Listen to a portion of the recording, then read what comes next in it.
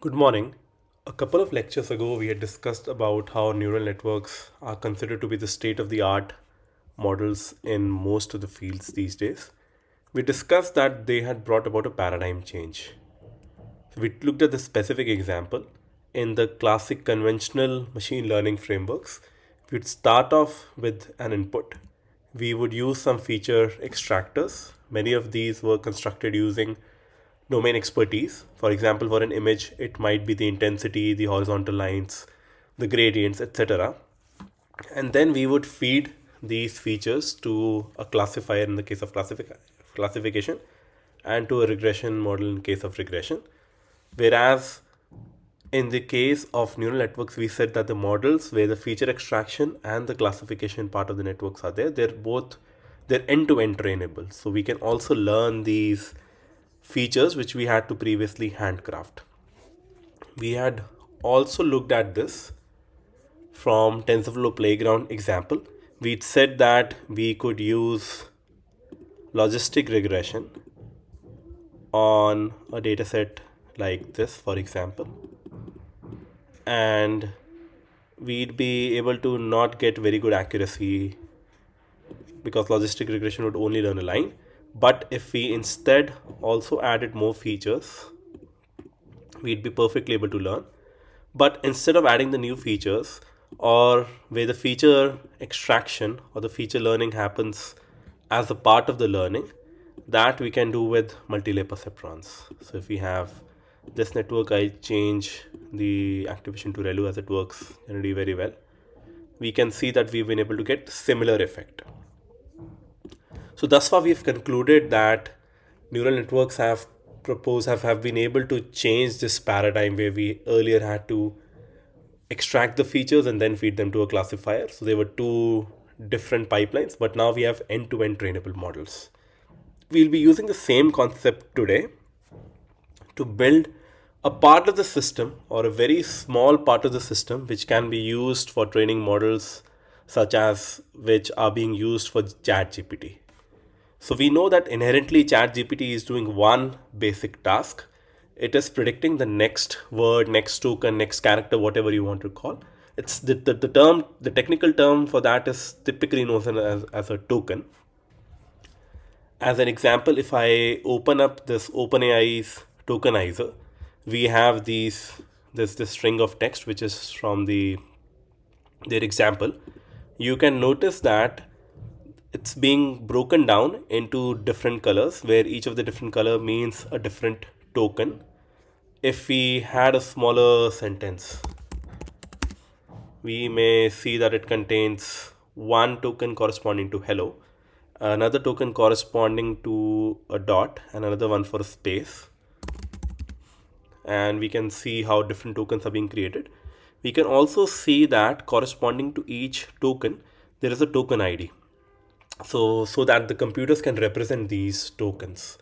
So through this tokenization process and then building up the methods for predicting the next token, we can then build up very sophisticated models which are then being used in ChatGPT like systems, which can do very good question answering. Of course, ChatGPT like systems are not just next word predictors. For example, if you were to give some sentence to ChatGPT, as an example, let's say that what is the temperature currently in your city, something like that, or who is the Prime Minister of India. Now, this is a question. If we just train models to predict the next character, next word, it will not be very good at giving answers to these kinds of questions. It may just follow up with some other question in the context in which it was seen. So therefore, there are a lot of other things which go on in engineering systems like ChatGPT, including things known as fine tuning, including things like reinforcement learning with human feedback, etc. But today we'll be focusing on the simple task, which is, can you build a system to predict the next token? We'll be using a very naive, very watered down version of that. We want to be predicting the next character, and we want to be now taking even a very specific application. Can I predict Indian names? Can I create a system which can predict a next character at a time and then generate some Indian names?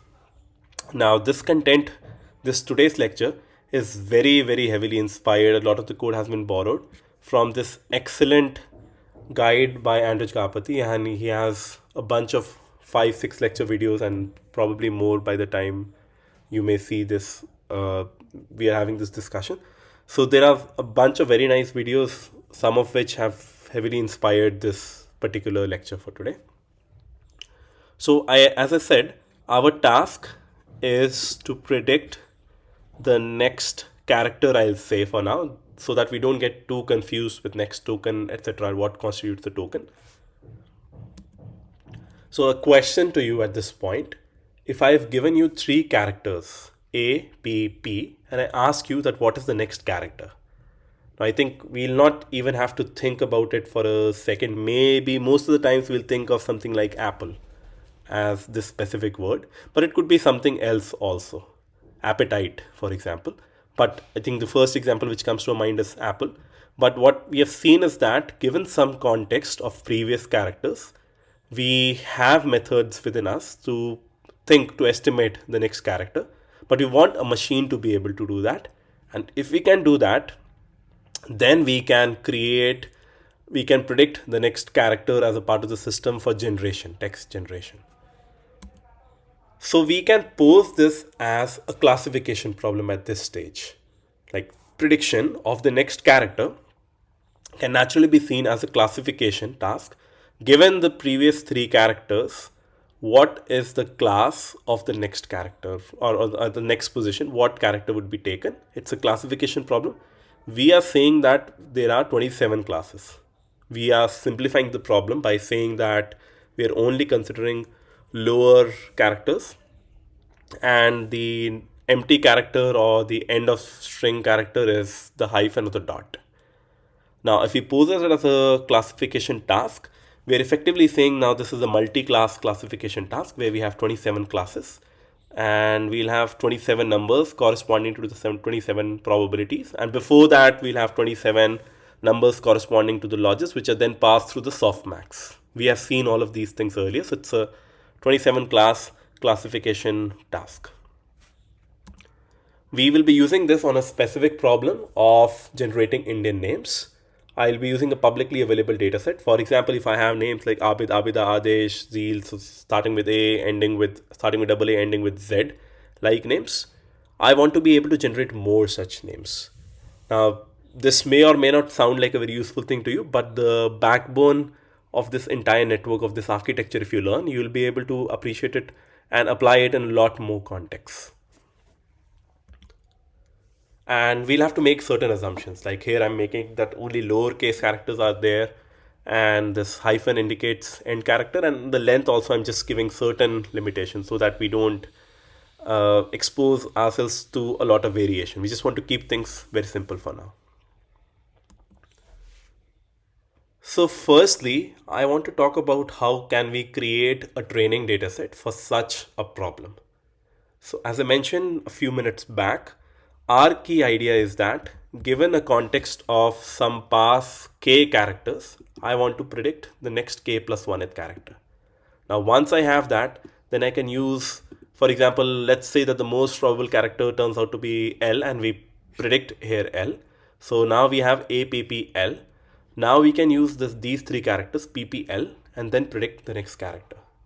So that is going to be our problem setup for predicting. Of course, there's a probabilistic element here, and we'll come to it in a few minutes.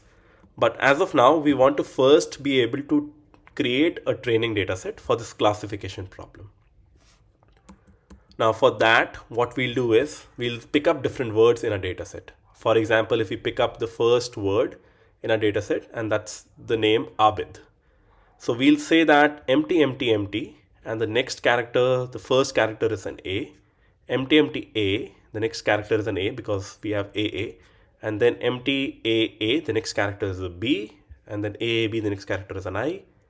ABI, the next character is D. And BID, the next character is empty. So if we consider a history or a context of 3 characters, we've been able to create 7 training examples from a single name. So therefore, given some number of names, we'll be able to create a lot more training examples.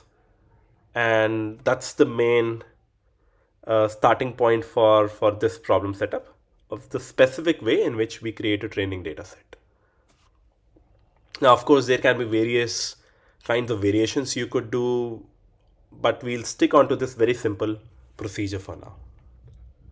Now, once we have done this, once we have created a training data set, our task is to to work towards a classification problem. But there's an important caveat at this point.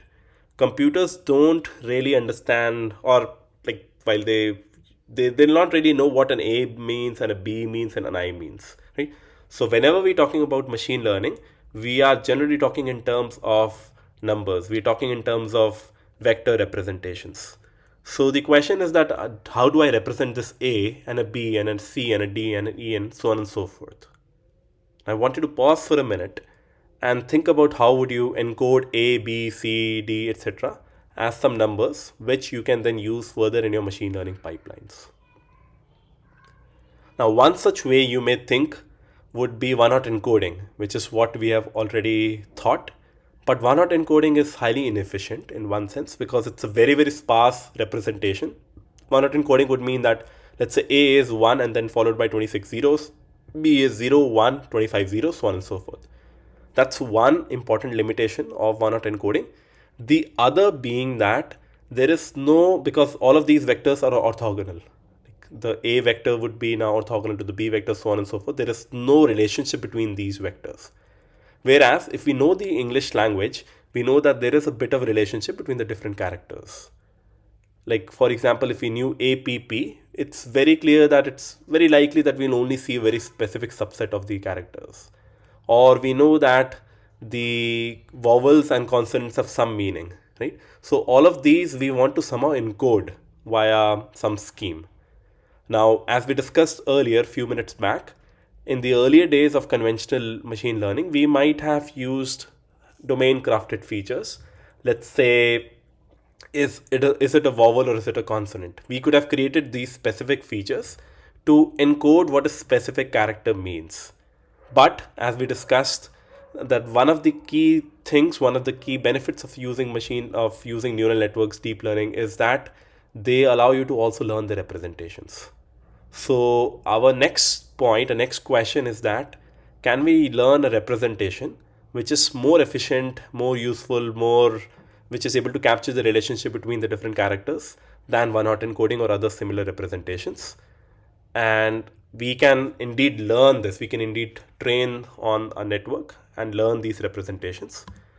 So we want a vector representation for each character. Let's say that if it's only a two-dimensional representation, we may want to have similar characters which have some meaning, which means that they are similar in the vector space also. For example, this would be a decent embedding, and we'll see that how we'll end up with this representation slash embedding. So I'm using these terms now interchangeably. So we may have the two dimensions. So this is the vector dimension 1 and dimension 2. We may have A being represented as A, E, I, O, U as occurring similarly close to each other, and the other consonants are probably similar. Maybe this empty character is somewhere else. So we hope to be able to learn such a representation from our data set automatically. Now, there are various kinds of representation schemes which have been studied in the field, both vision as well as language and other domains also. Some of the popular ones being like example word to vec. The idea is that now instead of encoding characters, we are trying to encode words, and we're trying to again encode them in some vector representation format. The key insight here is that we want certain algebraic notations, certain algebraic quantities to hold. As an example, I'd want that queen is king minus man plus woman. So if it figures out that if a man is made a king, then there is some element of royalty added to the man, and if I add the same royalty to a woman, she becomes a queen. So such kind of vector relationships are highly encouraged via such models. Now there have been a bunch of such models in the literature. We'll be looking at very simple methods on just encoding for different characters, trying to learn the representations for different characters. There can be other examples also. If you want to find the representation for a child who is crying, it may be the representation of child who's smiling plus adult who is crying minus adult who is smiling. So such algebraic calculations, vector calculations can also be possible if we are able to learn such features. So goal would be that we'll have some kind of a network, some kind of a model where we feed in a character and we get its vector representation. By vector representation, I mean that the real numbers, a vector of real numbers, which I'm using to represent that specific character. So I'm calling this as an embedding as a vector representation itself.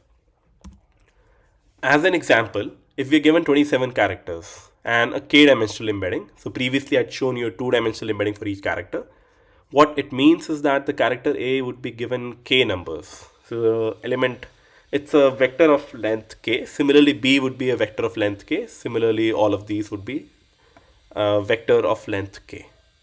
So now you can notice that I can think of this as a lookup table.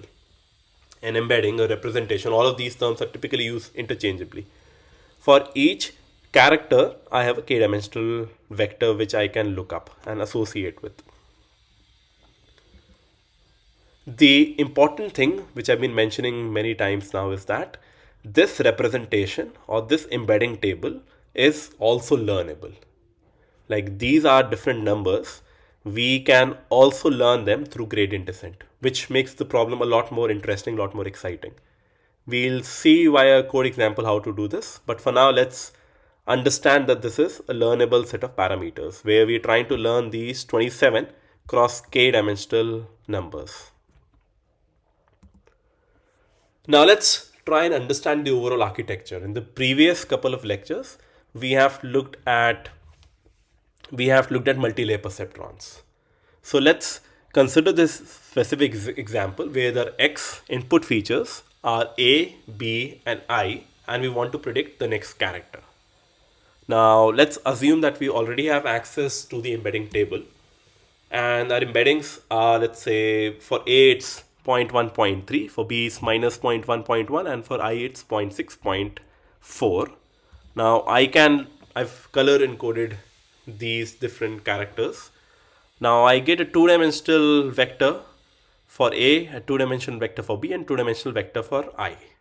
So therefore, in total, I have 6 numbers associated with this input example X equal to ABI. One commonly used way to represent this input X of ABI in terms of numbers would be that I create a feature vector which is concatenations of the embeddings or the representation of the 3 different characters. So I first put in the representation for A, which is 0.1, 0.3, then for B minus 0.1, 0.1, and then for I 0.6, 0.4. So I've been able to create now this 6-dimensional vector.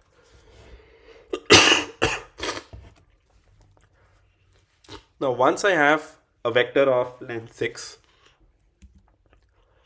I can feed it to any multi-layer perceptron, like the simple architectures that we've been considering. 6 inputs, different layers, and then the output layer has 27 classes. So that is the important thing to note here, that the input dimension is decided by the context, the number of previous characters you want to take.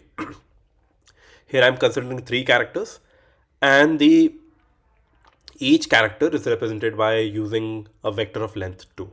So therefore these 2 terms are deciding my input size, and my output layer size is given by the number of characters, unique characters I'm considering, plus the empty that I'm considering. So now you can have different nodes in layer 1, layer L, and finally 27 classes. It's a 27 class classification problem. And then once you have a classification problem, we can use the cross entropy loss. Importantly, we will not only be learning these weights, which are the weights of the multi-layer perceptron, but given an input ABI, we pass it through this embedding or the lookup table. We'll also be learning the weights or the lookup table itself.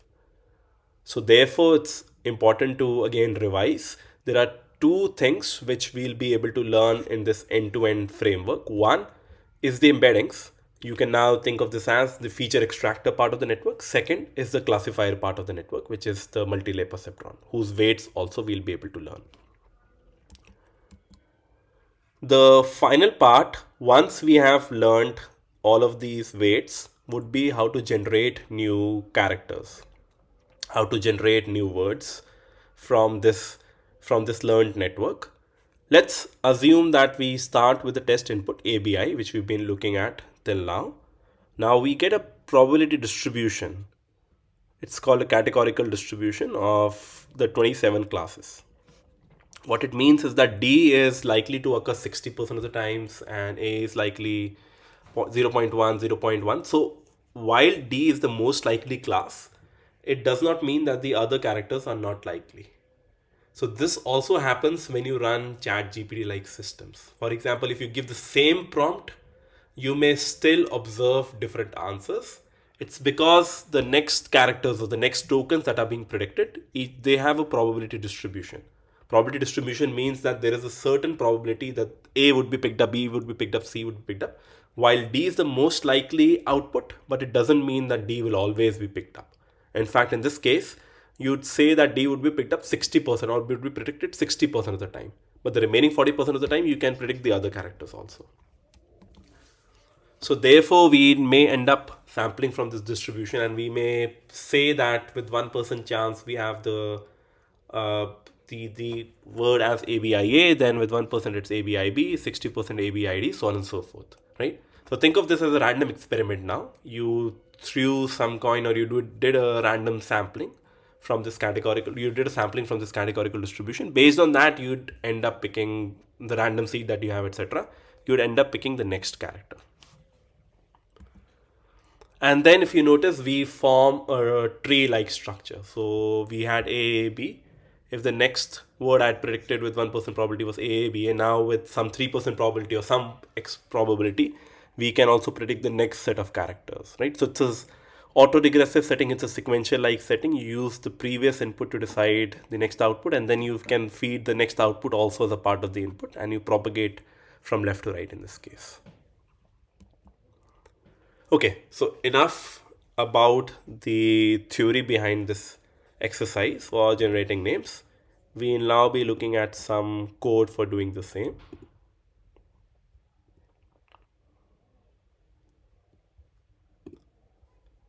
So I'm running this on my laptop, which is to show you that you don't require a lot of compute for this task. I have firstly got some names from this GitHub repo. If I show you these names, so these look like Abid, Abida, Achal, Adesh, Adil, Adish, so on and so forth. And towards the end, these names would obviously be with Z, Zishan, Zini, Ziarul, and Zuweb. So there are about 6,400 odd names. I'm doing a bit of cleanup, like ensuring that just some sanity check, some cleanup. And after that, I'm doing some random shuffling so that I don't look at the words and only in a very specific order. So I get names like Diti, Bajrang, Sanjaya, Nayan, Mehrul, Shib, Jakshul, Ziba, Jasmine, Somil. All of these look like Indian names. I've been picked up from some public dataset. And there seem to be about 6,000 odd words, names. Now, if you remember, in the OpenAI tokenizer, I'd shown you that each word had a corresponding token ID. And here, for each character, we want a specific ID. I'm talking only about an ID for now. I'm not talking about the embedding, which we'll come to later. So I create this simple relationship of 0 being mapped to dot, 1 being mapped to A, so on and so forth, 26 being mapped to Z. This will help us further in our code. Now, I had also discussed that the first aspect was to create a training dataset. A training dataset consists of some previous K characters as X and the next character as a Y. So there's a bit of code that I've borrowed from Andrej Karpathy's post. Importantly, I just want to show you this. For the first name was Diti, Diti. You have, in this case, I'm using a block size of 4. How many context characters do I want to use? So dot dot dot dot to D, dot D to Y, dot DI to T, dot DIT to I, dot and then DITI to dot. This is the first word.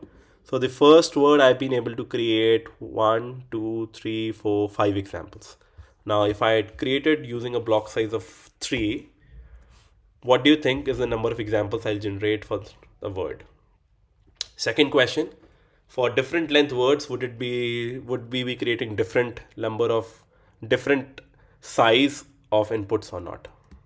Let's see if our input block size was 3. Now I see dot D to I, so on and so forth. So I've been able to create these many examples. Right, my question still remains, if I change this from 4 to 3 to 5 to 4, whatever, how does it change the number of x length of the x vector, the length of the number of samples that I'm adding in my training data set? I'll go back to block size of 4, and this is just showing you the different kinds of samples that I'm generating. So if I show you the shapes, I have 44,000 examples of size 4, a 4-dimensional vector, and then my y is correspondingly 44,325 shape. Now I mentioned that we have to encode each character via a vector, right? So I'll be using a 2-dimensional vector representation, and I'll be using something known as embedding. Embedding is a layer in PyTorch which is mentioning the size. So the size of S2I to embedding dimension. So S2I contains it.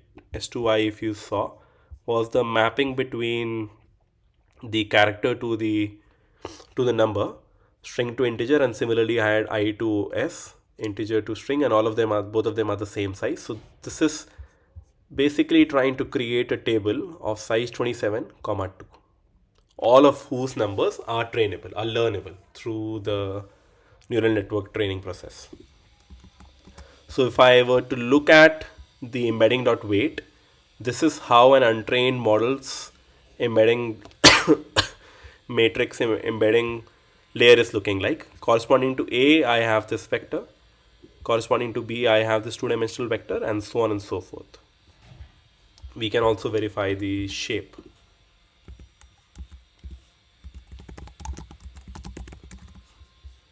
It's a 27, 2 shape. Now I have written a simple function. I think most of these is borrowed from Andrej Karpathy's post, which can visualize the embedding in a 2D space. So if I pass my untrained model's embedding, I get a 2-dimensional representation as follows. You can see that there is absolutely no patterns which are occurring here. Now this is similar to what I have been showing previously in most of my lectures. I always try to plot what an untrained model sees, what an untrained model would predict. So that's why I'm showing the embedding or the representation from an untrained model.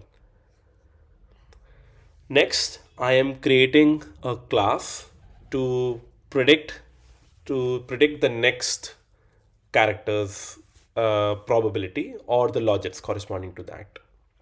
So therefore, I have an embedding going from vocab size to embedding dimension. Vocab size in our case is 27. Embedding dimension could be anything. Thus far, we've been using showing 2. I create a linear which is going from block size into embedding dimension to hidden size. So this is an important calculation. We have already seen this. We saw that in the slides when I was showing. Our block size was 3, which means that we took 3 previous characters and embedding dimension was 2. So therefore, corresponding to each character in the block size, I had 2 numbers. So therefore, total I have 6 numbers. So this is basically telling me that I have a linear layer from size 6 to size hidden size, and then I have another layer going from hidden size to vocab size, because it's a vocab size classification problem, 27 class classification problem. In my forward method, I first get the embedding for an input, and then I'm doing a bit of reshaping. I am then applying non-linear activation. You could either do sine, relu, etc. I just did sine for some reason. And then I finally do self.len2 of x. Now, as I'd been showing earlier, I am not necessarily passing this through softmax because I prefer to use the cross entropy loss with the logits itself rather than to create a softmax output and then pass it to the cross entropy with probabilities. I prefer to use logits directly into the loss function. Now, this code would be generating some names from an untrained model. I would not go in all of the details. The important thing here is the categorical distribution which I'm using. So the categorical distribution means that I have now 27 classes, each having certain probability. So you can also think of the categorical distributions simplification to two classes where we can say it's a Bernoulli distribution. You have probability of heads, probability of tails, and you can sample from that distribution. So categorically, you can think of it as a generalization of that. You have logits equal to y pred, which are coming in from the model. So you pass in the context, which is the previous k characters. You do a bit of reshaping, you get the y prediction from it, and then you say that y prediction, which is the 27th length vector, that is my logits, and then you pass it to the categorical distribution. You sample from it, and once you sample from it, you can get that specific sample's corresponding character, right? So it's most of it is simple code, but it may take you some time to understand it. For an untrained model, if I use this, it gives me some bit of names. You can notice that these names make absolutely no sense. These don't look like your Indian names. Now, I want to show you all the trainable weights, all the trainable entities in my model. I have an embedding of size 27, 2. I have a linear layer which goes from 10 to 8, and then I have another one which goes from 10 to 27, right? So I have this 8 number is coming in from the fact that I'm using a context size of 4 and my embedding dimension is 2. So 4 into 2, and then it goes from size 8 to 10, and then it goes from size 10 to 27. In my training process, I am using my cross entropy loss. I am using from my capital X and my capital Y, I'm extracting out a batch of data. So I'm doing mini batch gradient descent like procedure, and everything else is fairly standard. I will just remove this line, and let's now train this model for a few iterations. We can see that the loss is going down. It's started with 3.04, now it's gone to 2.21. But you can also see that it's a slow process. Like the loss doesn't go down very quickly and doesn't go down a lot beyond a certain point. We'll run each of the model variant for about 600 odd iterations, and it can definitely improve a lot more beyond this, but for the purposes of this class, we'll only stop at about 600 odd iterations. Now we can also visualize our embedding and see if we've learned anything new or not. And this is very interesting because we can see that that we've learned A, E, I, O, U. They are all occurring together, whereas all of these consonants are occurring together, and the empty space end of word is occurring quite differently in this space, right? So we've been able to get some useful representation from a very simple data set as of now. Now, if we use this trained model to generate some names, we can see that these names are not perfect, but they're fairly close to what Indian names might be. They're definitely better than the names which we had seen over here. Right? But this model has a lot of tuning knobs. The simplest tuning knobs being the embedding size. Currently, I'm using 2. One of the reason I'm using 2 is for visualization purposes. The second is the multi-layer perceptron which I'm using. So thus far, the multi-layer perceptron that I'm using is this. It goes from embedding size into block size to hidden size, and then from hidden size to vocab size. So it's not having a lot of depth here. I can make this more sophisticated, and I would expect the model to be trained more slower, but it might be able to reduce the loss a little bit more. The third being the context length. So thus far I'd been considering a context length of 4. But if I consider a different length of context, I may be able to see some different result. So we can try playing with context length and see what we get. If we do a context length of 5, let's see what losses we get. So currently we had gone to a loss of about 2.2 in 600 iterations. Let's see if with block size increased, what happens? The embedding size has still remained the same. The untrained embeddings are as before. The untrained models predictions are as before, useless. The number of models parameters has increased slightly, not huge. And now let's train this for 600 iterations and see if we can beat this 2.2 number.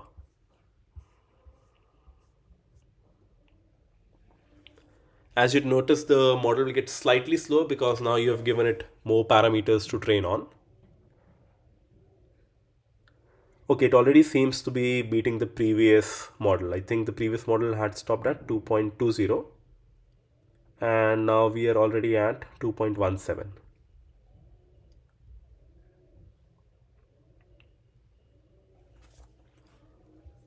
If we pause at this minute, and now if we try and look at the embeddings are again, in some sense, you can see the similar kind of structure, A, E, I, O, U, and there are some different characteristics appearing, like X has now gone slightly away, Y has gone slightly away from the other characters. But now let's try and generate some names. Previous names are like this. Let's see if we get some more useful names. We get some names. Some of them are looking slightly more realistic than the previous one. But this was just one tuning knob, and this is one small data set. If we increase the dataset size, we may be able to see something better.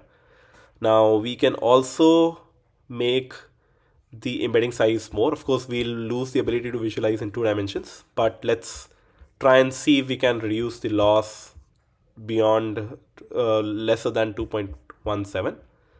Let's go and increase the embedding dimension to straight away 4. And we can verify that the shape is now 27,4. We can still plot some dimensions of the embedding, but let's skip that. Now again, the untrained model is not too useful. We can notice that now the number of model parameters will increase. And now if we do a bit of training for 600 epochs, let's 600 iterations, let's see where we get. Our goal is to beat that number 2.17. We are starting off at a slightly lower loss, and you can see that even with 100 epochs, we've been able to beat the previous best, which was 2.17. And we'll be stuck at about this number, 2.13, 2.12, so on and so forth. Okay, let's pause here. We won't visualize the embedding. Now let's try and generate some names.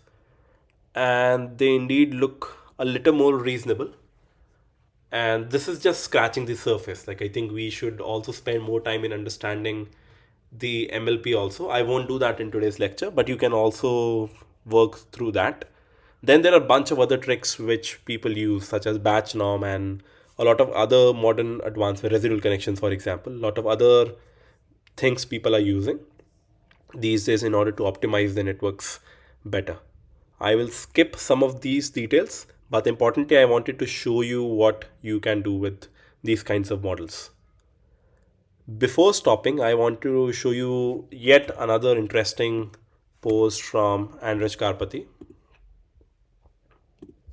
which is interestingly a very old article. So this article is from 2015. It's called The Unreasonable Effectiveness of Recurrent Neural Networks. We're not studying recurrent neural networks today, but I wanted to show you that Andrej Karpathy had used a similar kind of setup as our today's class and the other blog post which Andrej has written. And he was trying to generate some fun like things. Like the first thing he was generating was to generate some essays based on the data set of Paul Graham. So Paul Graham has been helping in startups, etc. And using something similar to what I showed you today, he was able to create these kinds of feedback, these kinds of inputs. The important thing here is that I believe they're still using character level networks. So let me see. Yeah, so they're also training the RNNs character by character. The other interesting thing is that for many of these things, he mentions that he trained for a few days, whereas the amount of training that we have done is on a matter of half a minute or so. So we are using a much simpler model, a simpler representation, as well as we have better hardware. So as a consequence of all of these, we are able to do our training in much lesser amount of time, and the data set is also very small for us. So this was one example. He could create these Paul Graham uh, advice, and this is another interesting thing that you should look into. I'll not go into the details, but it's an interesting thing. I would highly encourage you to study what is the temperature term. The next thing was to generate some text using Shakespeare. So, using past data from Shakespeare text, he's been able to create more text generated from Shakespeare like literature.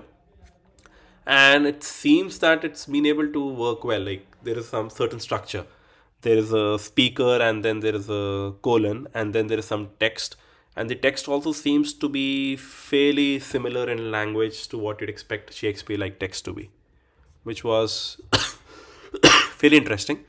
Next, he was showing some other interesting data where there is a more structure in the data. As an example, if you read any Wikipedia article, you'd see that there are some hyperlinks. You'd also see that there are sometimes code, there are references, etc. So he created some Wikipedia like text. The interesting thing was he was able to also see that these references were created, these citations were created, external links were created, as well as sometimes some valid XML was created. Now, the model does not at this point of time know what is XML, what is an external link, etc. It's been only be trained to predict the next character.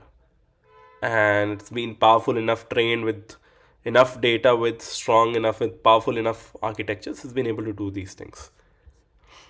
He extended further to learn LaTeX. So, can you predict LaTeX? Can you learn proofs? So, he gave in some book on algebraic stacks and geometry, and he's been able to get some LaTeX which almost compiles, because again it's predicting next character. It may mess up in some LaTeX symbol or closing the bracket or etc.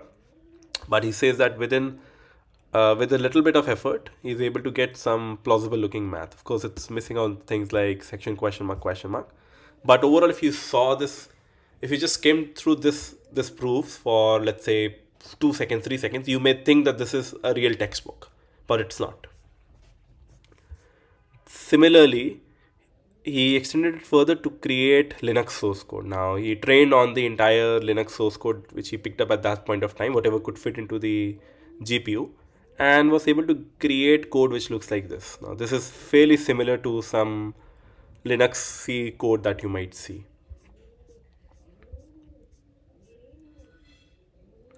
And then he was using it for generating some baby names, some which is similar to the task that we taken today, but we chose it in a very specific way. We wanted to generate only Indian names. We picked up certain data set which had some number of names.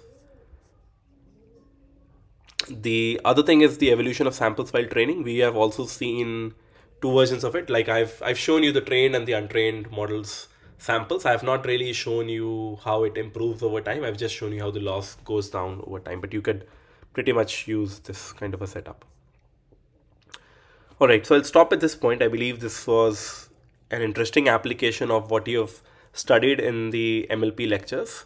And just to show you the capabilities of neural networks in learning representations, we've been able to learn the representation as well as the classifier part of the model. And through this kind of a process, we can learn to predict the next character, the next token, etc. Now, which serves as one of the important building blocks of ChatGPT like systems. We'll stop at this point. Thank you.